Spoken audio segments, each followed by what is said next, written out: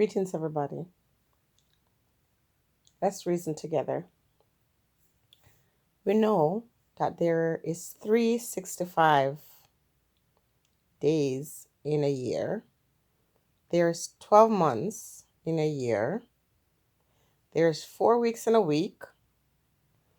There is 31 days in a month, except for February, which has 28 and 29 in each leap year. Now, the folks who are born on a leap year that has 29 days, I guess they have to wait 4 years before they have another birthday. There are all these holidays, Valentine's and Christmas, all of these holidays commemorate and worship and pay tribute to ancestors. Is that your ancestor or the ancestors of other people? If you are okay with paying obedience or respect to ancestors, then you would want to know, who are you praying to? Who are you giving tribute to? All of these holidays or these festivities are in commemoration of spirits, those long gone. But when you worship the spirits, when you pay tribute to the spirits, they protect you, they guide you, right? Well, that's what I believe. You don't have to believe that. Now, so we're talking about a leap year. 2020 is a leap year. And when there are years, I'm not asking you any question. I'm telling you that certain things happen in the atmosphere. Certain things happen that is out of the ordinary, extraordinary things. Now, who created this system? Who, decided that there's 30 days in 31 days or 30 days in a month and 28 or 29, depending on the leap year. What happens outside the scope of your understanding? What are the purposes of these things? So, as we are in this 2020 year, expect the unexpected. And if you don't learn how to harness the spirits, to call upon your forebears, to know what is and who it is that you're praying to, then you fall victim. You have no protection, you have no true guidance, so on and so forth. 2020, a leap year. What spirit is being commemorated this year? What tribute is being paid to whichever spirit this year? And I guarantee you, when you call upon the spirit of your ancestors, it's a different type of tribute. It's a different kind of blessing. When you are calling upon the spirits of unknown, be they dark or clean or whatever, you don't really know until you truly understand what it is that you do. But the spirits have to be paid. They have to be rewarded. So when you ask for something and you receive your blessing, you have to remember to be thankful. But not all spirits require a thank you. Oh, I thank you so much. No, some of them you have to reward, you have to pay. You have to go to the river and leave whatever thing that they need. You have to, bake flowers or incense or whatever it is to say thanks. So this year, as you see, all kinds of terrible things, people dying, people going through all kinds of tribulation. Remember, someone is giving thanks and someone is offering sacrifices to gods or spirits or divine entities. Now, for me personally, I believe in the spirit. I believe that they're around us. I believe in paying tribute to your forebears. Um, but I'm not into, offering blood sacrifices. Not that I don't believe these things happen. I don't participate in it. I don't want to ask for anything and then I have to go back and give anything else but thank you. Just a reminder to say, I am grateful for what you've done for me. I'm thankful. I invite your presence, continue to teach me and to guide me.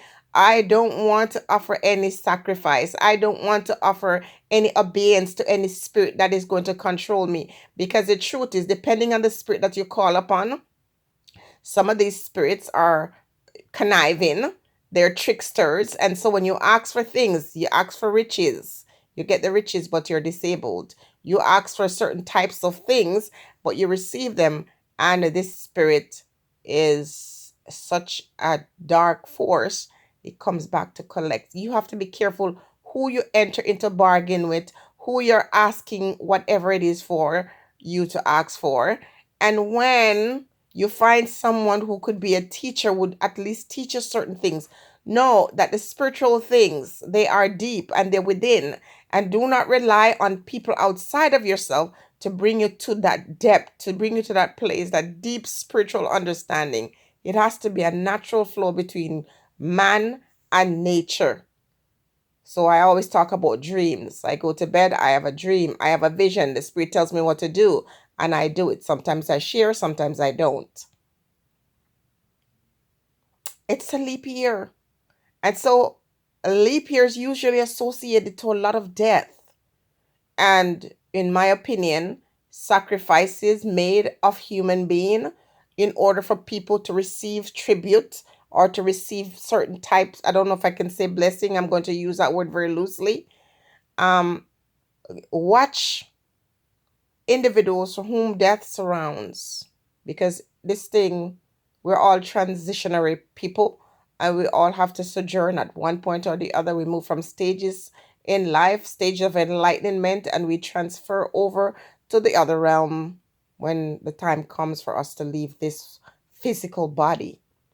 But there are people who will use you as a sacrifice to gain material possessions. There are individuals that will do things that will sacrifice even their very own. Be very careful, or at least be very guarded and understand this. So in this year, 2020, this leap year, understand that people who have power, who have, deep influences, don't just gain some of these power and these influences from just working hard. No, they know that energy is energy. They understand that the same energy used to do what we call good is the same one used to do evil. And based on individuals' heart and mind, they choose how they want to use it. Now, before I go, I'm going to tell you that I saw a glimpse of an article about, work being done in St. Thomas, or about to be done. The ground is broken for them to build the community. And here's what's going to be brought there: courthouse, family court, or other court, tax building. Um, just I'll on another time, or maybe in the same video, I'll come back and I put the stuff where the ground is being broken in St. Thomas. Someone else on social media asked this question: where do you think Satan come from? Really, that's what the person was asking, to say, if there is evil, which part do you think it would come from? I'm paraphrasing. And when I looked at the comments, a lot of, if you could say a place was nominated as the wicked place, it was St. Thomas.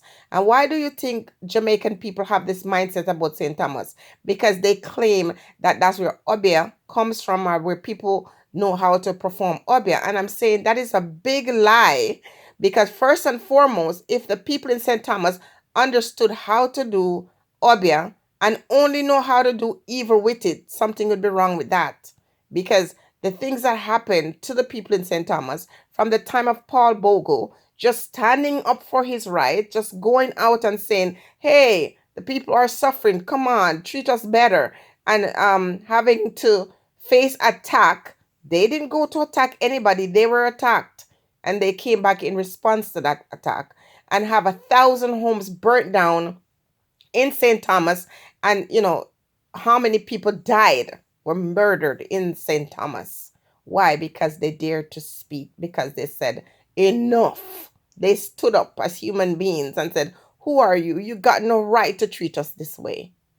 So St. Thomas ever since that time happened, the blood of our foreparents, the blood of our ancestors that were shed in that place, is there, to remind us in the spiritual realm that, until you stand up and seek justice and die and prepare to die for it, there can be no change. In St. Thomas, look at the significance of the things that are brought there now. What does that mean? And I'm here to say that St. Thomas people are no more evil than anyone else in Jamaica, let alone in the world. Come on, stop it now. It is 2020 year, a so-called leap year. And if we were to go even deeper in this, we would have to explain, and someone would have explained to us what happens to the 28th day in the month, or what happens to the extra 2 days that's missing. That's just way too deep for this purpose. You will see and you will hear a lot of terrible events happening this year. Understand that those who rule over you, for the most part, understand the underpinnings of the underworld. And though you don't know it and you don't understand it, doesn't mean that it doesn't exist.